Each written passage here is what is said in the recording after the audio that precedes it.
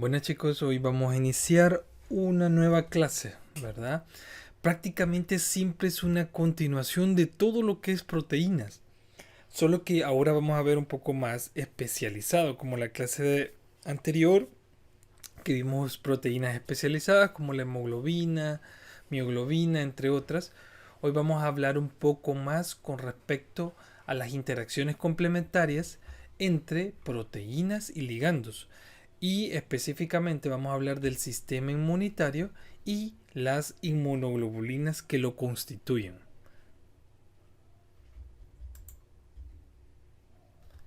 Acá tenemos la bibliografía. Siempre, miren, es una continuación de la clase anterior. Es el capítulo 5, pero ahora estamos en la sección 5.2. Vamos a dar inicio a esta clase. Muy bien, para ir iniciando, fíjense bien, vamos a hablar un poco con respecto a hablar del sistema inmune. Vamos a hablar un poco de sus conceptos y de qué está conformado este sistema inmune. Todos sabemos que tenemos un sistema inmune que nos protege frente a agresiones de agentes externos, un antígeno, un antígeno que puede llegar a atacarnos, que llámese este virus, hongo, bacteria, parásito, lo que sea. El sistema inmune, fíjense bien, está conformado por unas células de defensa que les vamos a denominar leucocitos o mejor conocidos como glóbulos blancos. Dentro de estos leucocitos y glóbulos blancos también tenemos, se pueden dividir en dos: los linfocitos, que vamos a hablar de ellos, y los macrófagos. Creo que ustedes ya escucharon hablar un poco de macrófagos cuando estudiaron en biología la parte de fagocitosis. De hecho, los macrófagos fagocitan a muchas bacterias, principalmente bacterias, algunos parásitos, los fagocitan, prácticamente como que se los comen, ¿verdad? Y los degradan hasta dejarlos completamente inactivados. Esa respuesta inmunitaria que nosotros tenemos, esa respuesta inmune, está conformada principalmente por la acción de dos sistemas, los cuales son complementarios uno de otro. Esos son el sistema inmunitario humoral y el sistema inmunitario celular. Ahora, los dos trabajan en coordinación. ¿Por qué? Y aquí lo vamos a observar. El sistema humoral, miren cómo trabaja. Actúas contra infecciones bacterianas y virales extracelularmente. O sea, va a ir a actuar directamente sobre esa bacteria, ese hongo, ¿verdad? Ese parásito. Lo que hace es intentar, lo puede estar marcando, lo puede estar atacando como tal, fuera de la célula. Pero ¿qué pasa si esa bacteria, ese hongo, lo que sea que haya entrado, ya dañó las células? Por ejemplo, un virus, ¿verdad? El sistema inmune celular comienza a actuar, fíjense bien, allá era extracelularmente en el humoral, pero en el celular actúa contra células propias, fíjense, contra células propias, las cuales ya están infectadas por virus principalmente. También ataca a algunos parásitos y tejidos ajenos. Fíjense bien, estos dos se complementan porque puede existir una infección bacteriana, por ejemplo.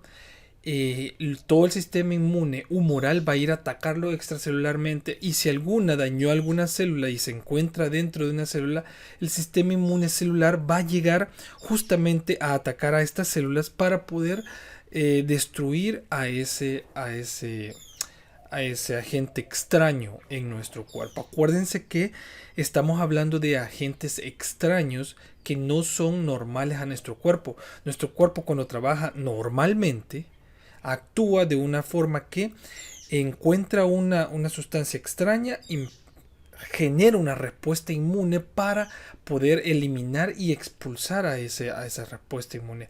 Existen casos, ojo, solamente una breve así, existen casos donde le llaman enfermedades autoinmunes, que el mismo sistema inmunitario se vuelve loco, por así decirlo, y ataca a las mismas células del cuerpo.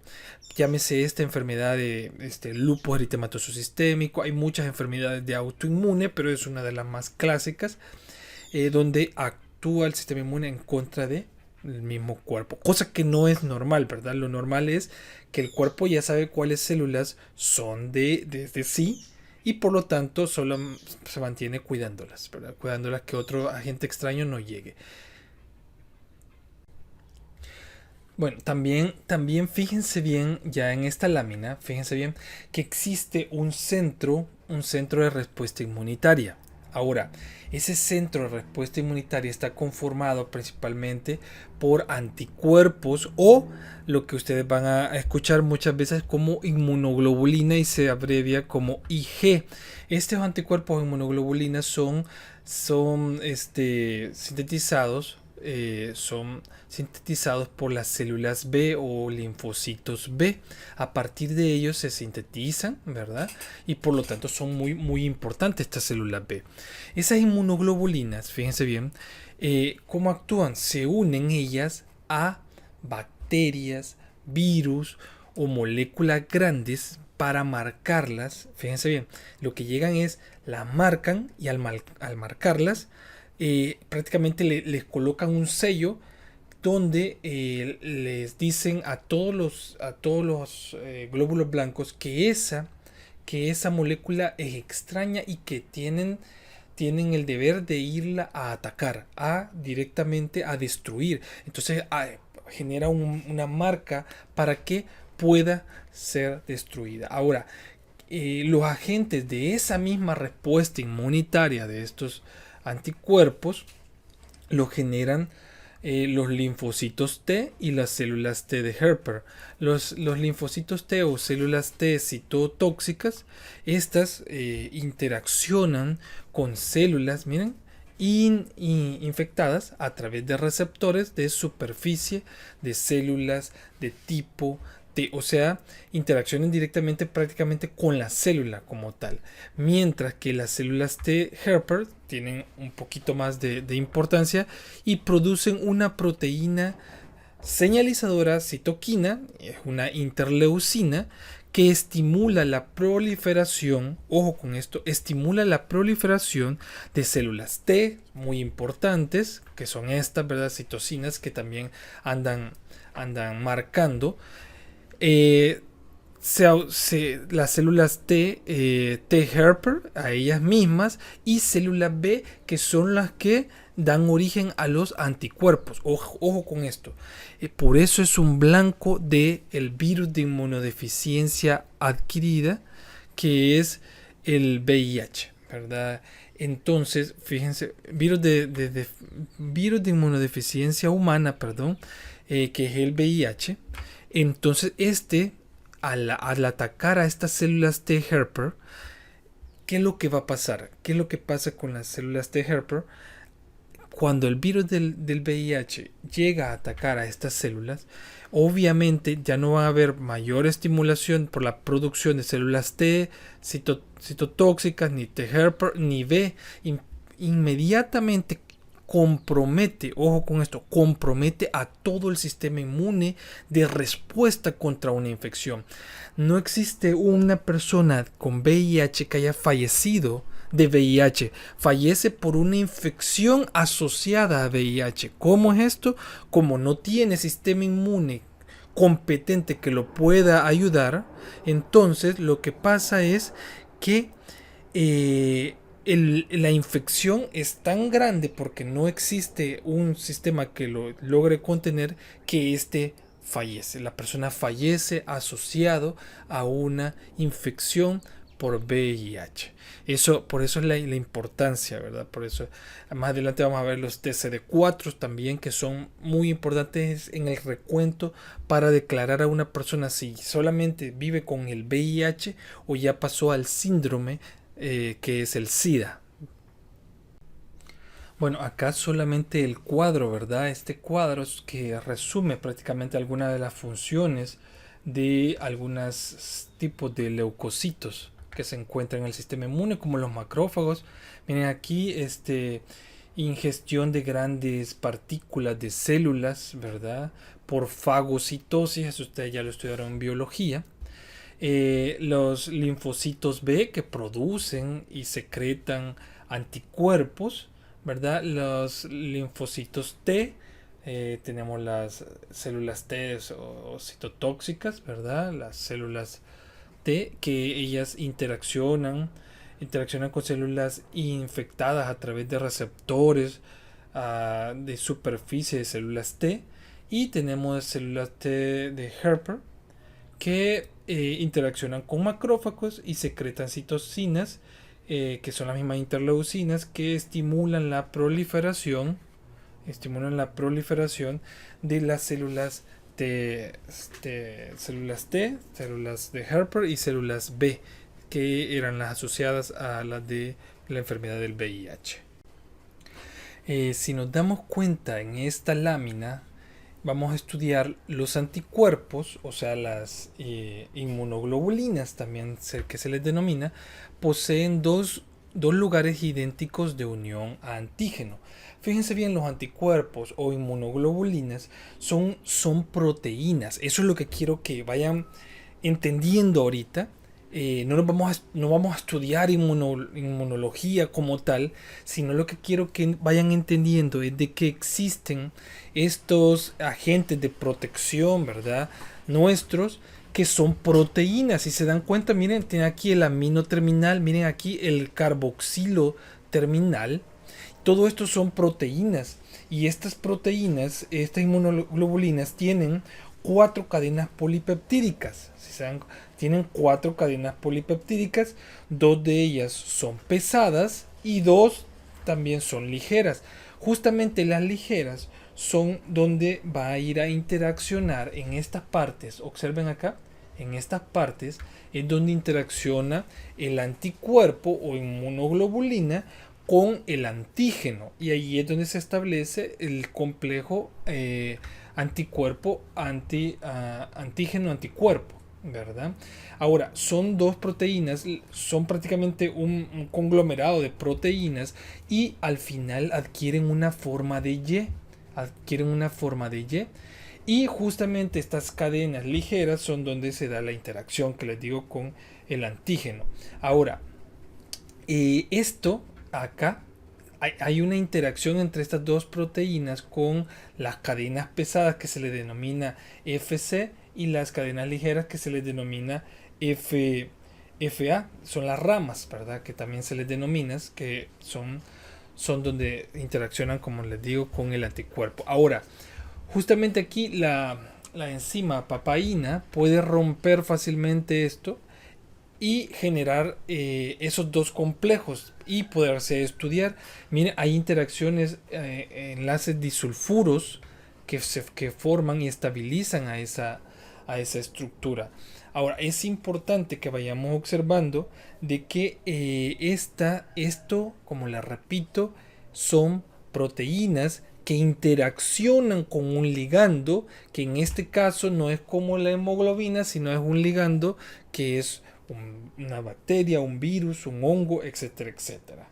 Eso tenemos que tenerlo muy claro. Y acá podemos observar fácilmente la interacción. Si se dan cuenta, aquí podemos observar fácilmente la interacción y tenemos el complejo. Aquí está el antígeno, aquí está el anticuerpo y aquí está el complejo antígeno-anticuerpo, que ahí ya prácticamente lo señalan para que ciertas moléculas lo vengan a destruir. Es importante que vayamos entendiendo cada una de estas partes y la parte proteica, que es la que me interesa que ustedes entiendan.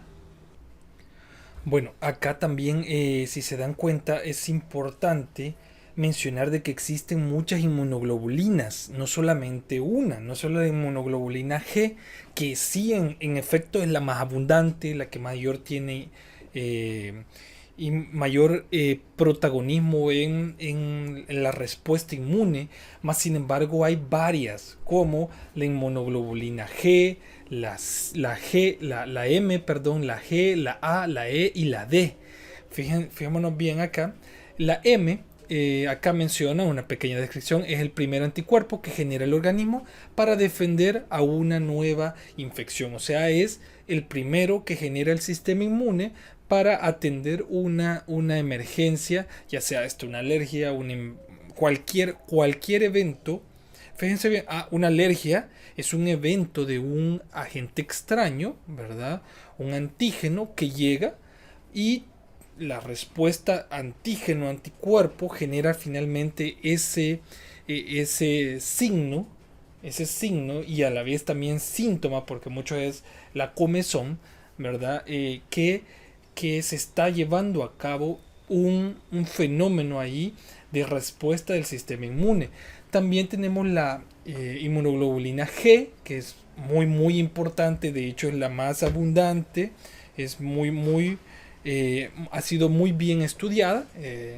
Este tipo de anticuerpo que predomina en nuestra sangre puede tardar un tiempo en formarse tras superar una infección, o sea que sufrimos una infección, se sintetizan más inmunoglobulina G.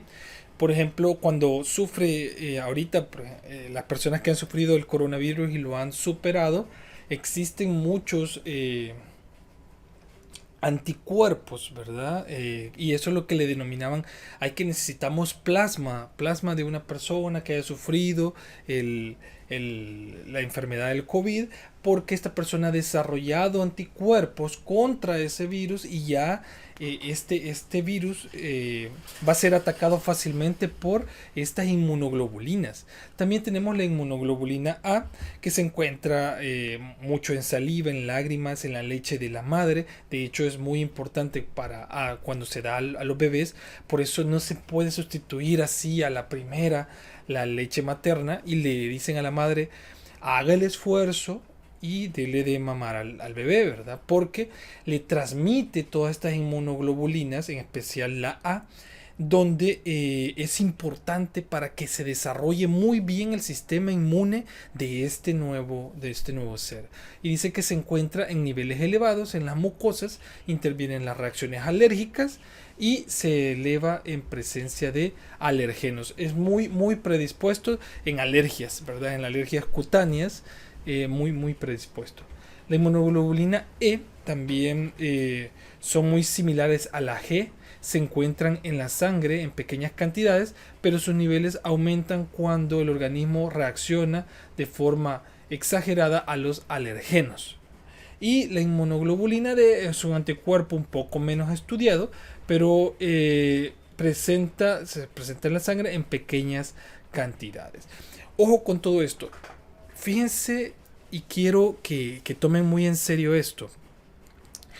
Y acá a mí, por lo menos de una forma muy personal, me queda a mí una idea de que no somos de la nada, ¿me entiende? Cuando veo este tipo de mecanismos tan inteligentes, cómo es que el mismo sistema hace todo lo que hace para protegernos, no me queda más que decir que existe un sistema inteligente que esté dirigiendo todo esto. Por lo tanto, hasta la vida siento que hay una fuerza impulsora inteligente, por así decirlo, de una forma más científica y técnica, que dirige todos estos procesos. Y si se dan cuenta, ¿qué era lo que decíamos anteriormente? Justamente, miren, aquí se formaba el complejo anticuerpo, antígeno-anticuerpo. Ese complejo antígeno-anticuerpo se llena de muchas inmunoglobulinas o anticuerpos, ¿verdad? Y esos anticuerpos, justamente en la sección de las cadenas pesadas, la FC, la cadena pesada FC de la inmunoglobulina o anticuerpo, tiene es como un receptor para miren los macrófagos. Este es un macrófago que fagocita virus, bacterias, lo que sea, ¿verdad? Y justamente acá tiene una región, en la región FC, miren, de la inmunoglobulina, es donde se incorpora con el receptor FC que se encuentra en el macrófago. O sea, la inmunoglobulina solo señala al agente extraño, mientras ya está señalado, libera una señal eh, quimiotáctica, y llega el macrófago a establecer con ese receptor que tiene, y nomás se encuentra incorporado, empieza a generar una evaginación en la membrana de este macrófago. Se incorpora a nuevos receptores, los demás receptores de inmunoglobulina, hasta que lo comienzan a incorporar dentro del macrófago, y dentro del macrófago se encuentran unas grandes cantidades de concentraciones ácidas, de peroxisomas, etcétera, etcétera, que van a degradar a por ejemplo, en este caso es un virus recubierto que se encuentra un virus recubierto por inmunoglobulina G. La inmunoglobulina G ya estaba, por ejemplo, un virus de la gripe, que ya es una gripe que de la misma cepa que ya pasó. Entonces inmediatamente le puede dar algunos síntomas a las personas, pero rápido se recuperan. ¿Por qué? Porque esta inmunoglobulina G no permiten prácticamente, porque ya le dio una vez, ya hay unas células de memoria que les denominan células B de memoria, y esas de una sola vez producen esta inmunoglobulina, porque ya lo pasó una vez. Entonces producen estas inmunoglobulinas, inmediatamente recubren a todos los virus o bacterias que se encuentren ahí, que hayan generado esa señal, y son fagocitados, o sea, son eliminados por fagocitosis por este macrófago. Como les repito, cuando se observa esto, chicos, cuando se observa esto, realmente es una cuestión supremamente inteligente, y no es algo así por así. Bueno, es una cuestión muy, muy personal, de percepción. Bueno, quizás acá en esta diapositiva vamos a hablar un poco con respecto a la especificidad y la fuerza de unión entre un anticuerpo y un antígeno. Y fíjense bien, cuando se habla de anticuerpo, perdón, el anticuerpo, si se dan cuenta, lo que les menciono es una proteína. Acá lo podemos observar. Es una proteína y que tiene especificidad, o sea que va a interaccionar específicamente con un antígeno determinado. Por ejemplo, personas que pasaron en la primera cepa de COVID, por eso, y lograron superarse y todo bien. ¿Qué pasó? Estas personas se les pedía plasma para después de tomarle sangre, sacar el plasma, y del plasma extraer específicamente, bueno, se puede introducir el plasma como tal, y en ese plasma iban los anticuerpos. Esos anticuerpos iban a hacerle frente a la cepa de COVID, la original, ¿verdad? COVID-19. Ahora teníamos otras cepas como Omicron, que vino esta persona que sufrió el primero, volvió a sufrir nuevamente otra enfermedad por coronavirus, solo que ahora por Omicron, con las características que esta tenía, y esta persona vuelve a generar anticuerpos, y se supera esa, ya tiene anticuerpos, inmunoglobulinas G específicamente, para atacar a ese virus.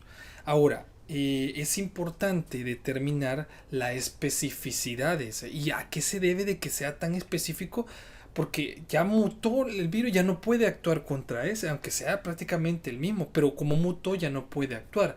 Viene determinada esa especificidad, viene determinado por los residuos de aminoácidos. Recordémonos siempre, que es una proteína que va a interaccionar con un ligando. Entonces es un anticuerpo que va a interaccionar con un antígeno.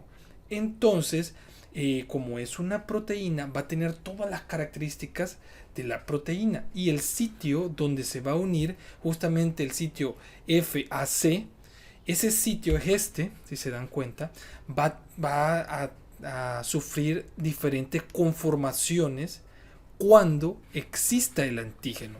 Si se dan cuenta acá en esta imagen, en el A, dice conformación sin el antígeno, ¿verdad? Conformación sin el antígeno unido, y aquí está la conformación con el antígeno unido. Y ahora quitan solo el antígeno para ver cómo quedó la conformación y queda de esta forma. Hay un cambio de conformación cuando está el antígeno. Lo mismo pasa, por lo general casi siempre pasa esto, si se dan cuenta. Cambia de conformación la proteína y se da el efecto, ¿verdad? En este caso cambia de conformación la proteína para ajustarse mejor al antígeno. ¿Cómo?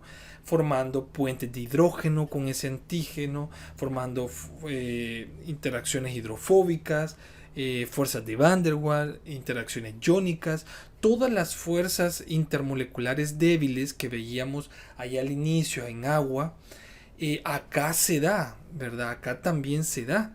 Entonces hay un cambio conformacional para que se fije de mejor forma el antígeno al anticuerpo y poder después justamente en la sección FC, o sea la cadena gruesa de la inmunoglobulina o el anticuerpo, poder interaccionar con el macrófago si es así y poder generar una fagocitosis y poder eliminar ya sea el virus, el hongo, la bacteria, el parásito que se encuentre estableciendo en ese momento ese complejo antígeno-anticuerpo. Ojo con esto, es importante que vean desde el punto de vista proteico todos estos cambios conformacionales. La hemoglobina, si se recuerdan, cuando llegaba el oxígeno cambiaba la conformación y el nuevo oxígeno que se iba a incorporar era más fácil, y cambio al llegar al siguiente oxígeno seguía cambiando la conformación aún más hasta que se daba los estados R y S. Quiero ver, sí, el estado R y el estado tenso y el estado y el E, ¿verdad? Entonces fíjense bien, acá es parecido, o sea, lo fija de una forma tan fuerte que ya no permite que este antígeno salga y pueda llevar todo el proceso para eliminarlo. Y tal vez así brevemente voy a explicar algunas interacciones y aplicaciones de estos, porque esto ya es meternos en un campo un poco más fuerte, ¿verdad? De inmunología.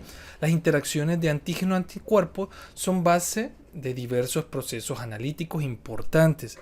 Por ejemplo, fíjense bien, y esto creo que tal vez si ha tenido alguna persona enferma por una enfermedad autoinmune, lo ha escuchado, aunque sea en análisis clínicos. Por lo general se emplean dos tipos de anticuerpos, los monoclonales y anticuerpos policlonales, porque son muy importantes, porque son muy específicos. Entonces, cuando una persona tiene una enfermedad autoinmune o inmune de determinada condición, se puede realizar pruebas para ver si presenta algunas proteínas las cuales son parte de una enfermedad determinada. Y por ejemplo, estos dos tipos de anticuerpos, los policlonales y los monoclonales, se diferencian en que los dos son producidos por linfocitos B. Fíjense bien, ambos son producidos por linfocitos B, pero los policlonales son producidos por linfocitos B diferentes, o sea que los anticuerpos que van a salir de ahí van a ir a actuar a diferentes partes de la proteína, o sea, pueden interactuar con diferentes partes de la proteína. Diferente a los monoclonales es de que van a ir a actuar, prácticamente todos se producen de un linfocito, de linfocitos idénticos, entonces todos van a ir a actuar solamente con una específica parte de la proteína. Esa es la diferencia entre unos y otros. Una técnica muy utilizada para purificar proteínas es colocar anticuerpos determinados que van a unirse directamente a una proteína particular y se hacen pasar por cromatografía de columna Eso tal vez ustedes no lo vimos acá, pero son, bueno, lo vimos en la parte de cromatografía de proteínas, cómo se trabaja con proteínas, se hacía pasar y el anticuerpo estaba ahí y se adhería justamente a la proteína específica, reteniéndola y las demás proteínas pasaban. Entonces es una forma de purificar una proteína. También tenemos una técnica muy famosa, la técnica ELISA, que es el ensayo de inmunoabsorbente unido a enzimas, que se puede además de identificar el anticuerpo, la proteína, perdón, se puede hasta cuantificar también. Y existen determinados pasos que son prácticamente básicos, ¿verdad?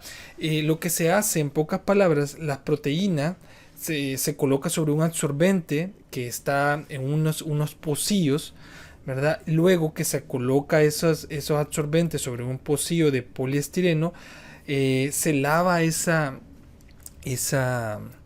esos pocillos con una solución de proteína de caseína para bloquear todas las partes donde no existe la proteína de mi interés, ¿verdad? A continuación se trata con una solución que contenga un anticuerpo primario, ¿verdad? Todo esto se trata con un anticuerpo primario y luego se lava y se trata con un anticuerpo secundario. Ese anticuerpo secundario, si se dan cuenta, tiene ya incorporado una enzima. Luego se agrega un sustrato que es específico para esa enzima y si se da justamente la reacción como tal, va a liberar un colorante que ese colorante va a ser específico, me va a dar que existe el anticuerpo, la proteína y justamente también me va a dar la cantidad.